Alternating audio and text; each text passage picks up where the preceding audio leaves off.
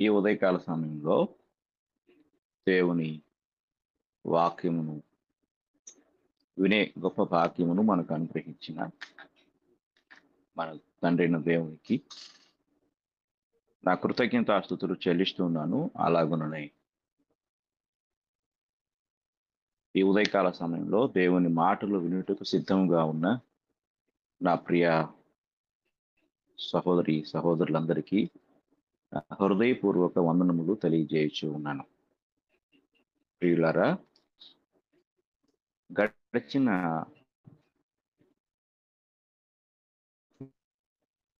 దేవుని యొక్క సర్వజ్ఞత అనగా దేవుడు సర్వజ్ఞుడై ఉన్నాడు, అనగా సమస్తమును ఎరిగిన వాడై ఉన్నాడు అనే విషయమును మనము ధ్యానించాము. ఈరోజు దైవత్వంలో దేవునికి ఉన్న ఆ యొక్క గొప్ప లక్షణములను మనము ధ్యానిస్తూ ఉండగా, దేవుడు సర్వజ్ఞాని అయి ఉన్నాడు అనే విషయమును మనము ధ్యానిద్దాం. దేవుడు సర్వజ్ఞాని. జ్ఞానము అను మాట నుండి ఈ జ్ఞాని అనే మాట వచ్చింది. జ్ఞానము అనే మాట ఇంగ్లీష్లో 2 పదాలుగా వినియోగించబడింది. ఒకటి నాలెడ్జ్ అనే మాట, రెండవది విజ్డమ్ అనే మాట. ఈ 2 కూడా తెలుగులో జ్ఞానము అనే తర్జుమా చేయబడ్డాయి. కానీ మనము లౌకికమైన జ్ఞానానికి సంబంధించి, అలాగే లౌకికమైన సంభాషణల్లో ఎక్కువగా నాలెడ్జ్ అనే మాటనే ఉపయోగిస్తూ ఉంటారు. ఈ 2 పదాలకు చాలా వ్యత్యాసం ఉంది. ఎంత వ్యత్యాసం ఉంది అంటే, లౌకికమైన జ్ఞానము కేవలము లౌకిక సంబంధమైన విషయములను మాత్రమే అది తెలియజేస్తూ ఉండగా,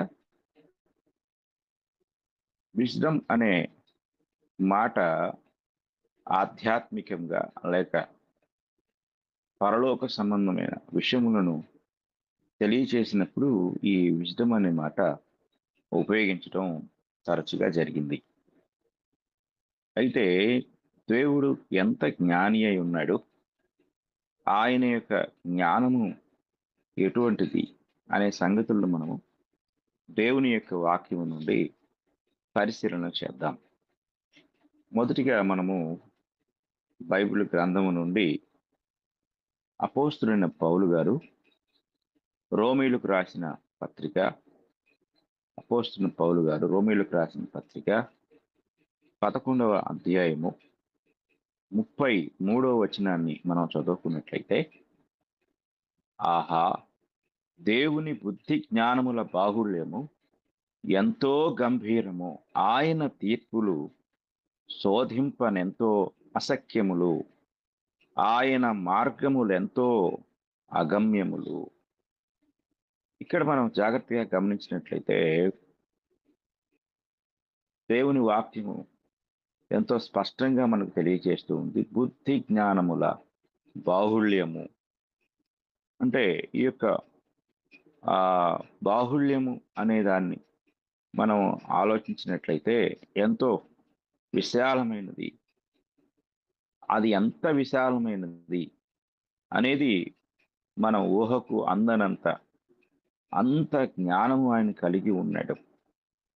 కనుక దేవుడు సర్వజ్ఞుడై ఉన్నాడు, అంటే సర్వము కూడా ఎరిగినవాడుగా, అలాగే రెండవదిగా సర్వజ్ఞాని అనగా ఆయన సమస్త జ్ఞానమునకు ఆధారభూతుడిగా దేవుని వాక్యం మనకి తెలియజేస్తుంది. కనుక దేవుని యొక్క గుణలక్షణములలో ఈ యొక్క జ్ఞానము అనేది ఇమిడి ఉంది అనే సంగతిని మనము దేవుని వాక్యం నుండి చూస్తున్నాం. రోమీయులకు రాసిన పత్రిక మరొక వచనాన్ని మనకు తెలియజేస్తుంది. 16వ అధ్యాయము 27వ వచనము మనము జాగ్రత్తగా గమనించినట్లయితే 27వ వచనంలో దేవుని జ్ఞానాన్ని గురించి మాట్లాడుతూ అద్వితీయ జ్ఞానవంతుడునైన దేవునికి యేసుక్రీస్తు ద్వారా నిరంతరము మహిమ కలుగునుగాక ఆమేన్ అని పత్రికను ముగిస్తూ ఇక్కడ పౌలు గారు ఈ విషయాన్ని తెలియజేస్తూ ఉన్నారు. అద్వితీయ జ్ఞానవంతుడు అనగా ద్వితీయ అనగా రెండో వాడు, అద్వితీయ అనే మాట మొదటివాడు. అంటే ఇక ఆయనకు ముందు వెనక ఇంకెవరూ లేరు, ఏకైక అనే అర్థం. ఇంగ్లీష్లో టు గాడ్ ఓన్లీ వైజ్ అనే మాట రాయబడింది. ఓన్లీ వైజ్ అంటే ఆయన మాత్రమే జ్ఞానవంతుడు, అద్వితీయ జ్ఞానవంతుడు. కనుక ఈ మాట మనం జాగ్రత్తగా పరిశీలించినట్లయితే దేవుని యొక్క జ్ఞానము అద్వితీయమైనది. అది మానవుని యొక్క ఊహకు అందనంత గొప్పది. కనుక దేవుడు జ్ఞానములో అద్వితీయుడు అనగా ఆయన సర్వజ్ఞుడు అనగా సర్వజ్ఞాని. సర్వజ్ఞాని అనే మాట మనము గ్రహించవలసిన వారమై ఉన్నాం. కనుక ఈ సృష్టిని సృజించుటలోను ఆ యొక్క సృష్టిని నడిపించుటలోను సమస్తమును నిర్వహించుటలో ఆయన జ్ఞానము అసాధారణమైనది.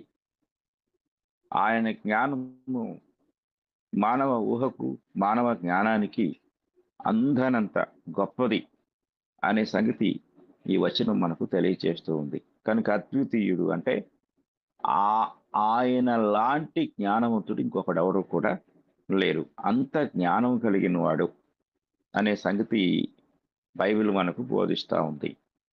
అలాగే కొరింథీయులకు రాసిన మొదటి పత్రిక 2వ అధ్యాయము 7వ వచనాన్ని కూడా మనం చదువుకున్నట్లయితే దేవుని జ్ఞానము మర్మమైనట్టుగా బోధించుచున్నాము, ఈ జ్ఞానము మరుగై ఉండెను, జగదుత్పత్తికి ముందుగానే దీనిని దేవుడు మన మహిమ నిమిత్తము నియమించెను.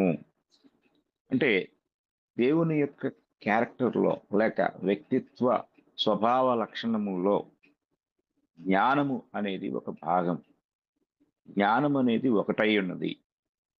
కొందరు జ్ఞానమే దేవుడు అని చెప్పి పొరపాటు పడుతూ ఉంటారు.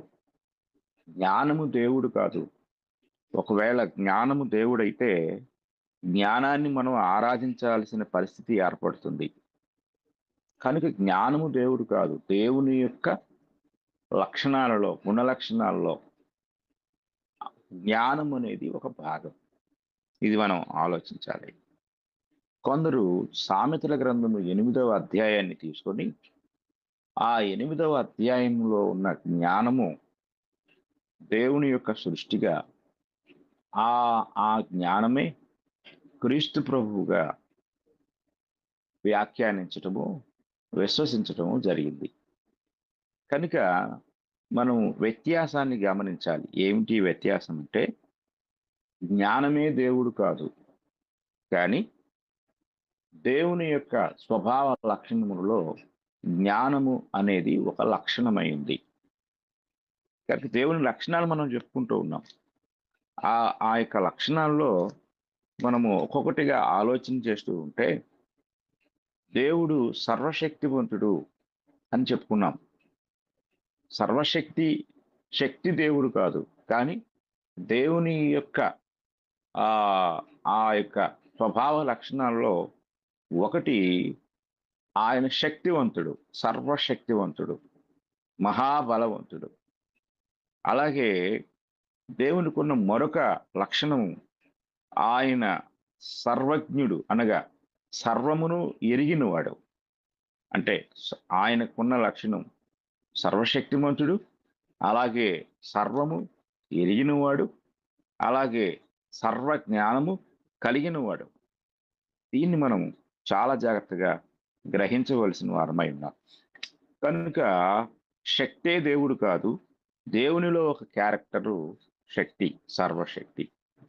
అలాగే మనం ఇక్కడ ఇంకొక విషయాన్ని కూడా గ్రహించినట్లయితే ఆ ఆ యొక్క సర్వజ్ఞతే దేవుడు కాదు. కానీ దేవుని యొక్క క్యారెక్టర్‌లో ఒక భాగం సర్వజ్ఞత.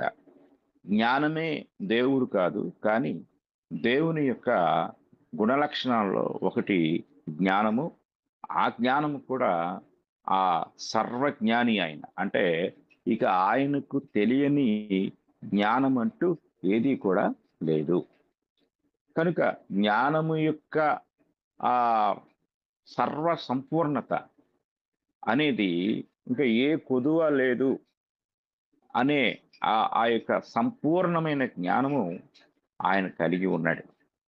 కనుక మనం చాలా జాగ్రత్తగా గమనించాలి. దేవుడు సర్వజ్ఞాని. ఆయన జ్ఞానమునకు మితి లేదు. మితి లేదు అంటే లిమిటేషన్, నో లిమిటేషన్. ఇక ఆయన మనం అంటూ ఉంటాం కదా! అన్‌లిమిటెడ్ అంటూ ఉంటాం. అపరిమితము అని. అలాగే దేవుడు అపరిమితమైన జ్ఞానము కలిగున్నాడు. ఆ జ్ఞానము యొక్క నిదర్శనము మనం చూస్తూ ఉన్న ఈ సర్వ సృష్టి, ఈ సర్వ సృష్టిలో ఉన్న వస్తువులు, ప్రాణులు, సృష్టి యొక్క విధానము, అలాగే ఇదంతా ఒక ఎత్తైతే మరొకటి ఆయన అనాది సంకల్పము నుండి మానవాళి పట్ల కలిగి ఉన్న ఆలోచన, రక్షణ సంకల్పము, ఆ ప్రణాళిక ఇదంతా దేవుని యొక్క జ్ఞానము చొప్పున జరిగించబడుతూ ఉంది, నిర్వహించబడుతూ ఉంది. అందుకే పౌలు గారు ఈ రోమీయులకు రాసిన పత్రికలో దేవుని జ్ఞానాన్ని గూర్చి ఆయన వివరిస్తూ తన్మయత్వంతోటి, అంటే ఆయన ఆ జ్ఞానాన్ని గూర్చి ఆలోచించినప్పుడు తన్మయుడైపోయి ఆయన అంటున్నాడు, ఆహా అన్నాడు. ఆహా! దేవుని బుద్ధి జ్ఞానముల బాహుళ్యము ఎంతో గంభీరములు అన్నాడు. అది అర్థమైనప్పుడు ఆయన జ్ఞానం ఎంత గంభీరమైనది అని పరవశించిపోయాడాయన. ఆశ్చర్యపోయాడు.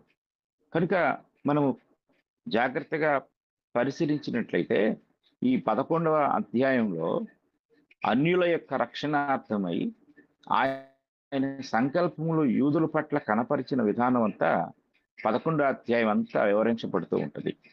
చివరికి ఆయన అటు యూదులను, అన్యులను కూడా రక్షించుటకు తన యొక్క నిర్ణయాలలో, ఆలోచనలలో కాలాన్ని బట్టి ఆయా కాలములలో ఏ విధంగా తన ప్రణాళికను జరిగించుకుంటూ వచ్చాడో అదంతా ముగింపుకొచ్చేసరికి ఆయన అర్థమై అంటున్నాడు, ఆహా!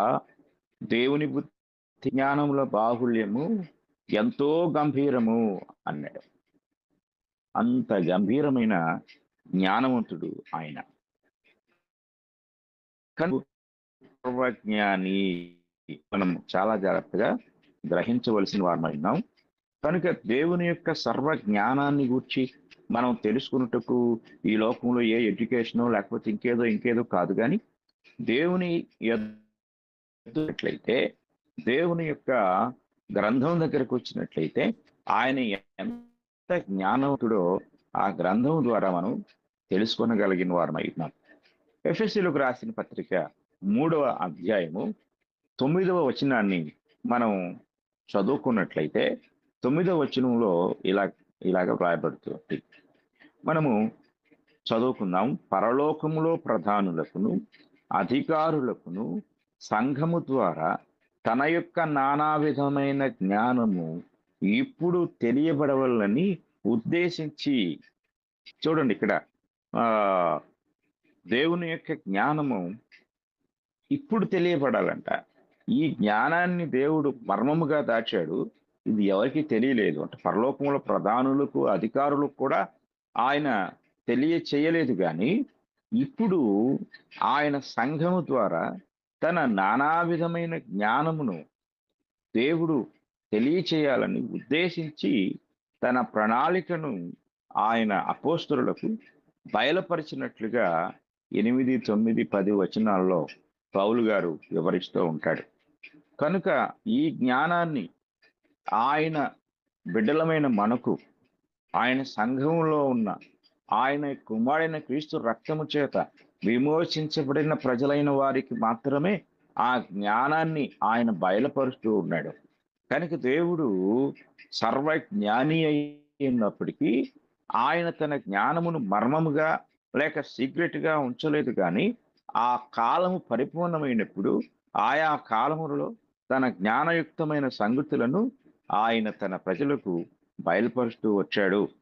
కనుక దేవుడు సర్వ జ్ఞాని, సర్వము కూడా ఆయన జ్ఞానముతో మరి నిర్వహించబడుతూ ఉన్నట్లుగా మనం చూడగలం.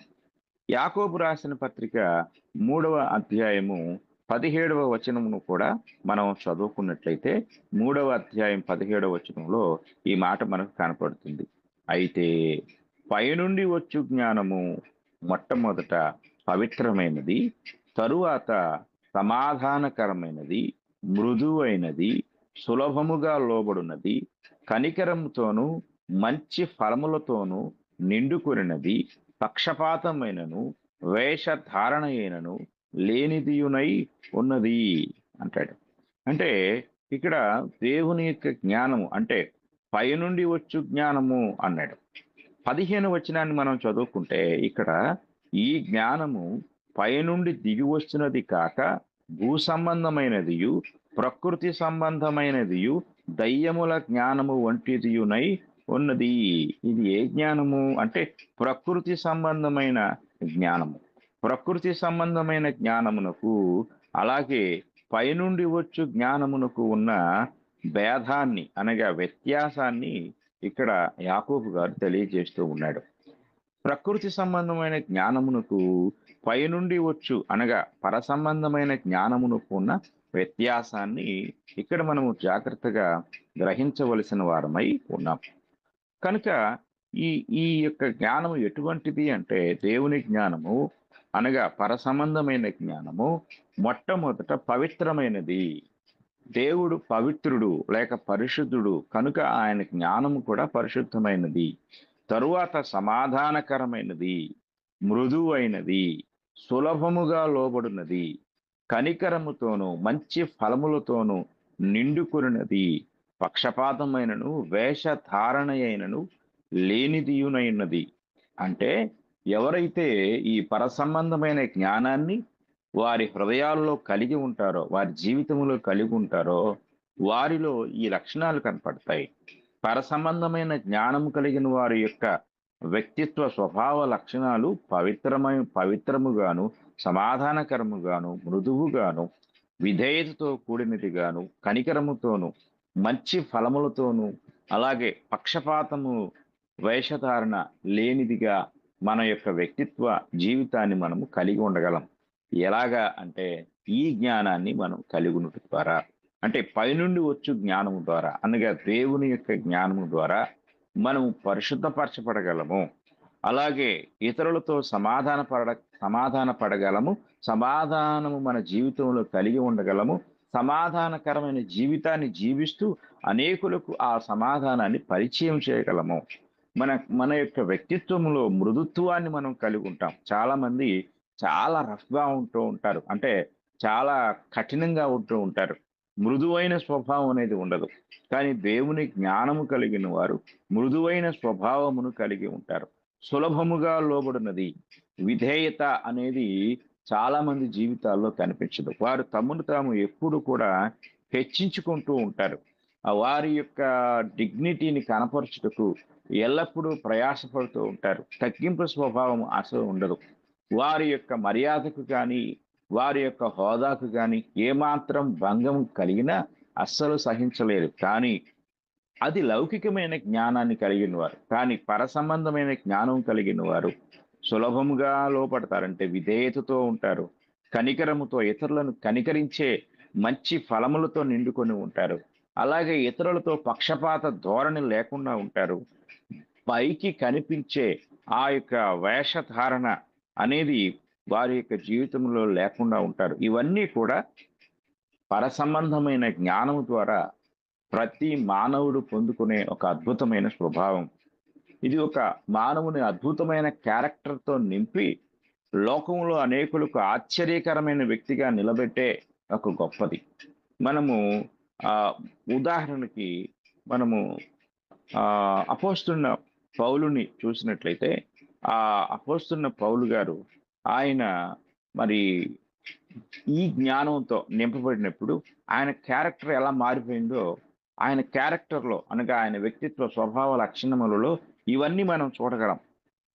అలాగే ఆయన మాత్రమే కాదు, ప్రతి క్రైస్తవుడు క్రీస్తులోనికి ప్రవేశించిన తరువాత అతడు లౌకిక జ్ఞానమును విడిచిపెట్టి పరసంబంధమైన జ్ఞానమును పొందగలిగినప్పుడు ఈ లక్షణాలన్నీ అతనిలో కనపడుతూ ఉంటాయి. కొందరు క్రైస్తవులుగా చెప్పబడుతున్నప్పటికీ కూడా వారిలో పరసంబంధమైన జ్ఞానము లేక కేవలము లౌకిక జ్ఞానాన్ని మాత్రమే కలిగి ఉండి పరసంబంధమైన జ్ఞానాన్ని ఆశించక వారి జీవితంలో ఇక్కడ ఉన్న ఒక్క లక్షణాన్ని కూడా పొందలేని వారుగా ఉంటూ ఉంటారు.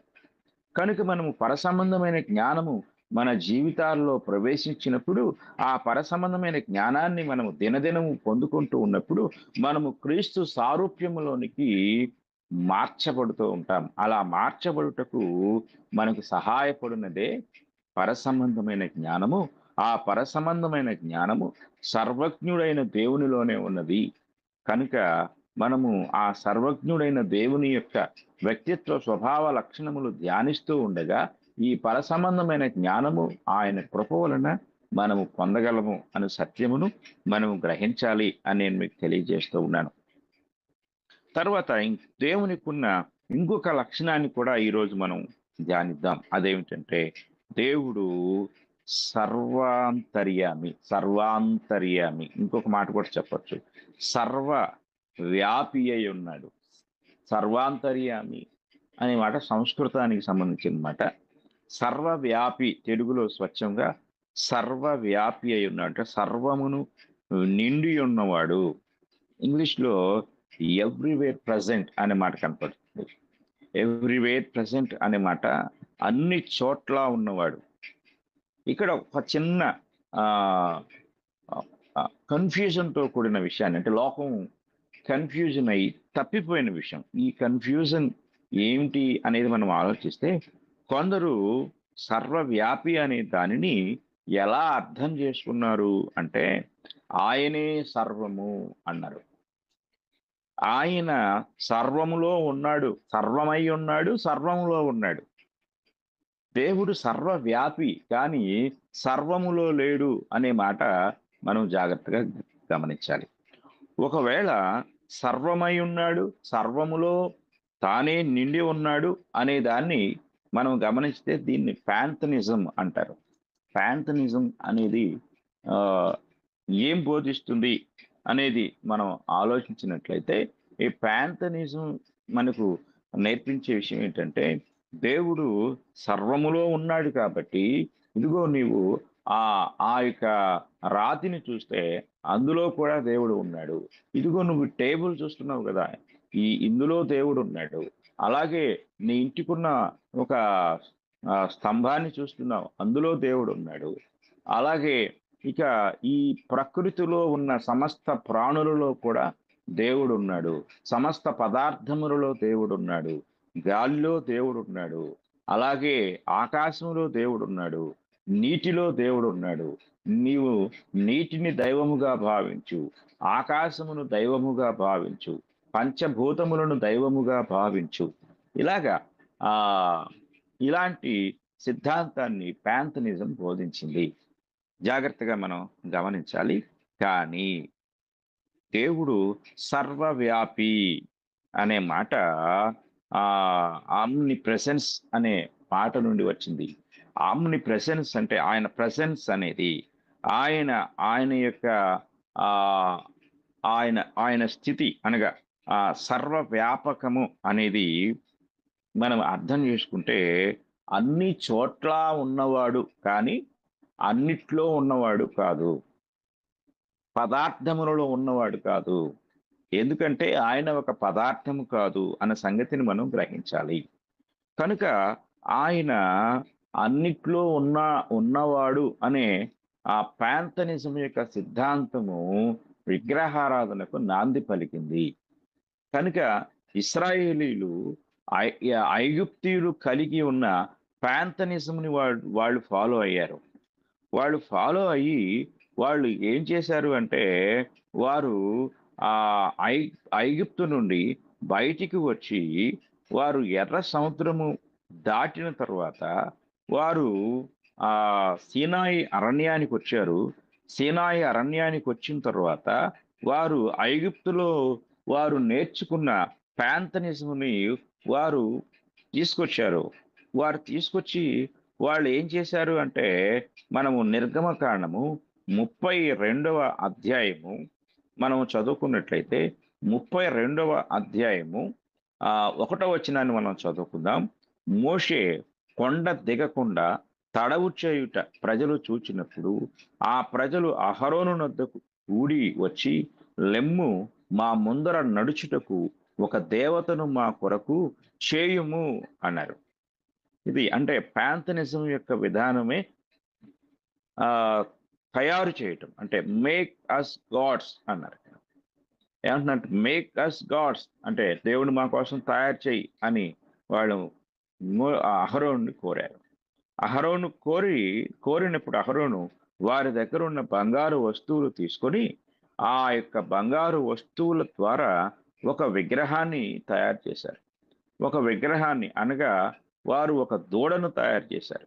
అతడు వారి యొద్ద వాటిని తీసుకుని పోగరతో రూపమును ఏర్పరిచి దానిని పోత పోసిన దూడగా చేసెను. అప్పుడు వారు, ఓ ఇశ్రాయేలు, ఐగుప్తు దేశములో నుండి నిన్ను రప్పించిన నీ దేవుడు ఇదే అనిది. ఎంత భయంకరమైన విషయం! ఇదే పాంథనిజం యొక్క సిద్ధాంతం. అంటే సకల వస్తువులలో దేవుని చూడు అనే సిద్ధాంతమే పాంథనిజం యొక్క సిద్ధాంతం. దేవుని వాక్యాన్ని మనం గమనించితే దేవుని వాక్యము ఈ స్థితిని లేక ఇలాంటి ఆ ఆలోచన విధానాన్ని ఖండిస్తూ ఉంది.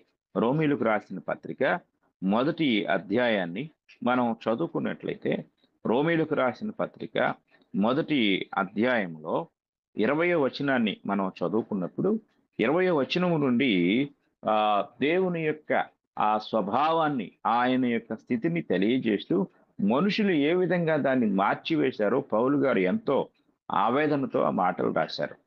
కనుక మనం చదువుకుందాం. ఆయన అదృశ్య లక్షణములు అనగా అసలు ఈ ప్రారంభంలోనే ఆయన లక్షణములన్నీ కూడా అదృశ్యమైనవి, దృశ్యమైనవి కావు. ఇప్పుడు మనం చెప్పుకుంటున్న ప్రతీది కూడా ఆ లక్షణాలన్నీ కూడా అదృశ్యమైనవి కానీ దృశ్యమైనవి కావు. అనగా ఆయన నిత్యశక్తియు దేవత్వమును జగదుత్పత్తి మొదలుకొని సృష్టింపబడిన వస్తువులను ఆలోచించుట వలన తేటపడుచున్నవి కనుక వారు నిరుత్తరులై ఉన్నారు. మరియు వారు దేవుణ్ణి ఎరిగి ఆయనను దేవునిగా మహిమపరచలేదు, కృతజ్ఞతాస్తుతులు చెల్లింపను లేదు గాని తమ వాదముల యందు వ్యర్థులైరి. వారి అవివేక హృదయం అంధకారమైను, తాము జ్ఞానులమని చెప్పుకొనుచు బుద్ధిహీనులైరి. వారు అక్షయుడగు దేవుని మహిమను క్షయమగు మనుషుల యొక్కయు పక్షుల యొక్కయు చతుష్పాద జంతువుల యొక్కయు పురుగుల యొక్కయు ప్రతిమా స్వరూపముగా మార్చిరి.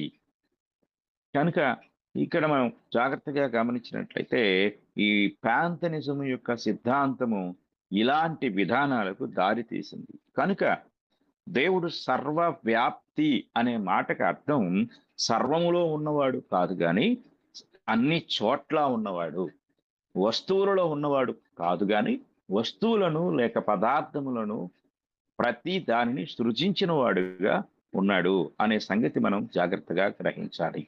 సర్వములో సర్వము లేక సర్వవ్యాప్తి అనే మాటలు ఉన్న వ్యత్యాసాన్ని మనం చాలా జాగ్రత్తగా గ్రహించాలి.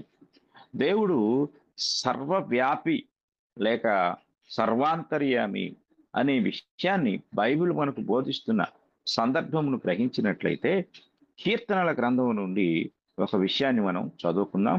139వ కీర్తన మనకు అద్భుతంగా ఆయన యొక్క ప్రెజెన్స్ ని మనకు తెలియజేస్తూ ఉంది. 139వ కీర్తన 7వ వచనం నుండి మనం చదువుకుందాం. నీ ఆత్మ యొద్ద నుండి నేనెక్కడికి పోవుదును, నీ సన్నిధి నుండి నేనెక్కడికి పారిపోవుదును. నేను ఆకాశమునకెక్కినను నీవు అక్కడను ఉన్నావు, నేను పాతాళమందు పండుకొనినను నీవు అక్కడను ఉన్నావు. నేను వేకువ రెక్కలు కట్టుకుని సముద్ర దిగంతములలో నివసించినను, అక్కడను నీ చేయి నన్ను నడిపించును, నీ కుడి చేయి నన్ను పట్టుకొనును అన్నాడు. అంటే ఎక్కడికి వెళ్తే నువ్వు అక్కడ లేకుండా ఉంటావు? నీవు లేని చోటు ఎక్కడుంది? ఆకాశములో నీవు లేవనుకొని వెళ్తే అక్కడా ఉన్నావు. అలాగే సముద్ర దిగంతముల్లోకెళ్తే అక్కడా ఉన్నావు. ఇక ఎక్కడ నీవు లేని చోటెక్కడుంది? కనుక నీవు సర్వము నిండి ఉన్నవాడవు అని కీర్తనాకారుడు దేవుని యొక్క ప్రెసెన్స్‌ని గూర్చి, ఆయన యొక్క వ్యాపకాన్ని గూర్చి, అంటే ఆయన ఎంత దూరము వ్యాపించి ఉన్నాడో, ఎన్ని చోట్ల ఉన్నాడో ఈ వివరణ ఆయన తెలియజేస్తూ ఉన్నాడు. అలాగే యిర్మీయా గ్రంథాన్ని కూడా మనం చదువుకున్నట్లయితే, యిర్మీయా గ్రంథము మనం చదువుకున్నప్పుడు 23వ అధ్యాయం, యిర్మీయా గ్రంథము 23వ అధ్యాయము 24వ వచనాన్ని మనం చదువుకుందాం. 24వ వచనములో, యెహోవా సెలవిచ్చిన మాట ఏదనగా, నాకు కనబడకుండా రహస్య స్థలములలో దాగగలవాడెవడైనా కలడా? నేను భూమి ఆకాశములయందంతటా ఉన్నవాడను కానా? ఇదే యెహోవా వాక్కు. భూమి ఆకాశము అందంతటా, అంటే అన్ని చోట్ల నిండినవాడు. కనుక వాక్యాన్ని మనం గమనించినట్లయితే, ఆయన నిండి ఉన్నవాడు, అన్ని చోట్ల ఉన్నవాడు. ఆయన సర్వాంతర్యామి, సర్వ వ్యాపి అయి ఉన్నాడు. కనుక చాలా జాగ్రత్తగా మనం గమనించాలి. అలాగే మరొక వచనాన్ని కూడా మనం చూసినట్లయితే, సామెతల గ్రంథము 15వ అధ్యాయము, సామెతల గ్రంథము 15వ అధ్యాయము 3వ వచనాన్ని మనం చదువుకుందాం. యెహోవా కన్నులు ప్రతి స్థలము మీద ఉండును, చెడ్డవారిని మంచివారిని అవి చూచుచుండును. మొదటి లైను మనం దృష్టించినట్లయితే, లక్ష్య పెట్టినట్లయితే, యెహోవా కన్నులు ప్రతి స్థలము మీద ఉండును. కనుక మనం గమనిస్తే ఇక్కడ the Lord are in every place అనే మాట కనపడుతుంది. The Lord are in every place, ప్రతి స్థలంలో ఆయన లేని చోటు లేదు. కనుక దేవుడు సర్వవ్యాపి అనే విషయము మనకు ఒక ఖండితమైన విషయాన్ని తెలియజేస్తుంది. ఈరోజు చాలా మంది వారి జీవితాల్లో సీక్రెట్ లైఫ్ మెయింటైన్ చేస్తూ ఉంటారు. ఇక్కడ దేవుడు లేడు, నేను ఈ రహస్యంగా ఇది నేను చేస్తాను, ఈ రహస్యం ఎవరికి తెలియదు. కనుక రహస్య జీవితాన్ని గడపడానికి ఇది ఎవరికి తెలియదు అనుకునే ఆలోచన ధోరణిలో చాలా మంది ఉన్నారు. కనుక కొందరైతే దేవుడు ఒక స్థలానికి పరిమితమైన వాడు, ఆయన దేవాలయంలో ఉంటాడు, లేక దేవుని మందిరములో ఉంటాడు. కనుక మందిరములో పరిశుద్ధంగా ఉండాలి, కానీ బయట ఎలా ఉన్నా పర్వాలేదు. మందిరములో మాటలు జాగ్రత్తగా ఉండాలి, బయట ఎలా మాట్లాడినా పర్వాలేదు. మందిరములో ప్రవర్తన జాగ్రత్తగా ఉండాలి, కాబట్టి బయట మనం ఎలా ప్రవర్తించినా పర్వాలేదు. ఎందుకంటే మందిరంలో దేవుడు ఉన్నాడు, మందిరంలో దేవుడు చూస్తున్నాడు, మందిరంలో దేవుడు గమనిస్తాడు, మందిరంలో పరిశుద్ధంగా లేకపోతే దేవుడు శిక్షిస్తాడు. కనుక ఈ ఆలోచన ధోరణి చాలా మంది క్రైస్తవుల ఆలోచన ఇలాగే కొనసాగుతుంది. వారి ఉద్దేశం ఏమిటంటే, దేవుడు ఒక స్థలానికి పరిమితం చేస్తున్నారు, అలా పరిమితం చేయటం ద్వారా దేవుణ్ణి ఆత్మస్వరూపిగా కాక విగ్రహంగా చేస్తున్నారు. అంటే మాటల్లో ఆయన విగ్రహం అని చెప్పము, ఆలయములో లేక మందిరములో లేక సంఘములో లేక ఆరాధనలో విగ్రహముగా దేవుని ప్రతిష్ఠించము, కానీ జీవితంలో మన ప్రవర్తన ద్వారా ఆయన ఒక స్థలానికి పరిమితమైన విగ్రహము. ఆయన అక్కడే ఉంటాడు, కనుక అక్కడ జాగ్రత్త, అక్కడ మర్యాద, అక్కడ అక్కడ అక్కడ. బయటకు వచ్చేసరికి మన ఇంట్లో, మన ఆఫీసులో, మన వ్యాపారం చేసే దగ్గర, మన ఉద్యోగం చేసే దగ్గర, మనం ఎక్కడ ఉన్నా మనం అక్కడికి వెళ్ళేసరికి మనం మారిపోతాం. అంటే అర్థం ఏమిటి? అక్కడ దేవుడు లేడు, అక్కడ నేను ఎలాగైనా మాట్లాడొచ్చు, అక్కడ ఎలాగైనా ప్రవర్తించవచ్చు. కాబట్టి దేవుని మందిరానికి వెళ్ళినప్పుడు జాగ్రత్తగా ఉండాలి, అక్కడ దేవుడు ఉన్నాడు, శిక్షిస్తాడు. కాబట్టి బయట దేవుడు లేడు. ఇది వాక్యాన్ని విరుద్ధమైన ఉద్దేశంతో బోధిస్తుంది నీ ప్రవర్తన. కానీ దావీదైతే అంటున్నాడు, అయ్యా నేను ఆకాశానికి ఎక్కాను, అక్కడ నువ్వు ఉన్నావు. సముద్ర దిగంతాల్లోనికి వెళ్ళాలనుకుంటే అక్కడ కూడా నువ్వు ఉన్నావు. ఇంకెక్కడ? దేవుడే ప్రశ్నిస్తున్నాడు, నాకు కనబడకుండా రహస్య స్థలములలో దాగగలవాడు ఎవడైనా ఉన్నాడా అనే ప్రశ్న మన నోరు మోయిస్తుంది, మన ఆలోచనలను అది ఖండిస్తుంది. కనుక వాక్యాన్ని వింటున్న ప్రియ సహోదరి, ప్రియ సహోదరుడా, నువ్వెక్కడున్నా, నువ్వెంత సీక్రెట్ లైఫ్ మెయింటైన్ చేసినా దేవుడు నిన్ను చూస్తున్నాడు. ఆయన కన్నులు నిన్ను చూస్తున్నాయి. ఆయన కన్నులు ప్రతి స్థలం మీద ఉంటాయి. కనుక నీ నీ గదిలో నువ్వు రహస్యంగా ఉన్నా, లేక ఎవ్వరు ఇక్కడ లేరు అని నువ్వు రహస్య ఆలోచనలు చేస్తూ ఉన్నా, రహస్యంగా ఉన్నా, నన్నెవరూ చూడటం లేదనుకున్నా, దేవుడు నిన్ను చూస్తున్నాడు. God is everywhere. ఆయన అన్ని చోట్ల ఉన్నాడు, అన్ని స్థలముల్లో ఉన్నాడు, నిన్ను చూస్తున్నాడు. నీ ప్రవర్తనకు తగిన బహుమానం ఇస్తాడు. ఇది గ్రహించి ప్రతి ఒక్కరు కూడా దేవుని వాక్యానికి భయపడుతూ, దేవుడు లేని చోటు లేదని గ్రహించినప్పుడు మన ప్రవర్తన మీద ఇది ప్రభావం చూపుతుంది. దేవుడు అన్ని చోట్ల ఉన్నాడు అనే ఆలోచన నువ్వెక్కడికి వెళ్ళినా నువ్వు జాగ్రత్తగా ఉంటావు. నీ ప్రవర్తనను సరిదిద్దుకుంటావు. నువ్వు భయపడుతూ ఉంటావు. ఇది ఎంతో గొప్ప గంభీరమైన విషయం. కనుక ఈరోజు 2 విషయాలు మనం నేర్చుకున్నాము. ఈ 2 విషయాలను బట్టి ప్రతి ఒక్కరూ దేవుని పట్ల భయభక్తులు కలిగి ఉండాలని నేను మీకు తెలియజేస్తూ ఈ మాటలు ముగిస్తూ ఉన్నాను. ఇంతవరకు విన్న మీ అందరికీ నా హృదయపూర్వక వందనములు తెలియజేస్తూ ఉన్నాను.